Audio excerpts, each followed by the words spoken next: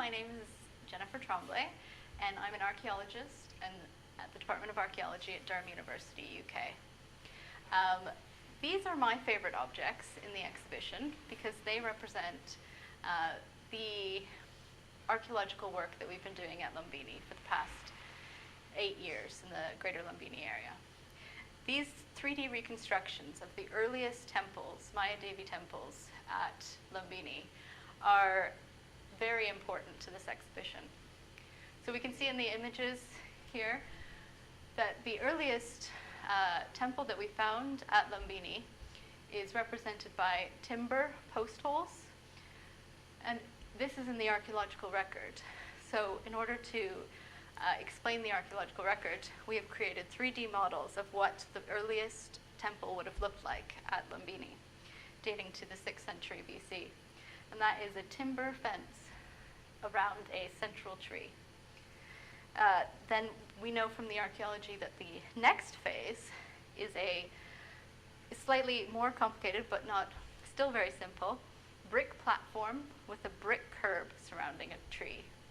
So this is a bodhigriha, a tree shrine.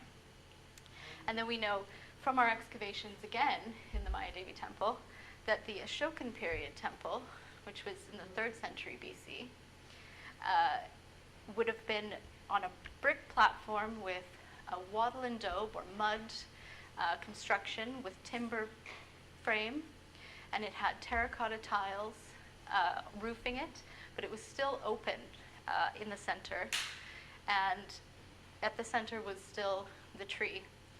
So that was very exciting. We also know from the excavations that the inside of the temple was plastered with lime plaster and painted with color paint. So it was all very decorative at this stage. So this represents much more of an investment at Lumbini.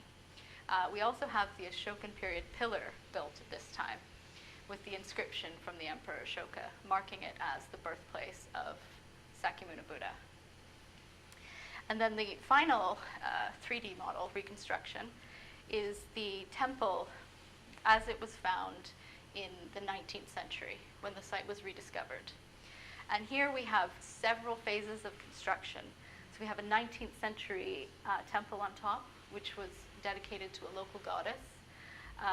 We have a Gupta period temple, Sunga and Kushana period temple, and then the early Mauryan period temple from Ashoka there. And with it, we see that the Ashokan period pillar has lost its horse capital, as the Chinese pilgrim Faxian states from the 5th century CE.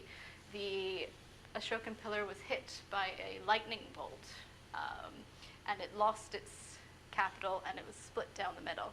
But the inscription is still there, and the inscription still marks it as the birthplace of Sakyamuni Buddha. So these are my favorite objects because they represent all of the hard work that we've been doing as an archaeology team in the birthplace of the Buddha. Thank you.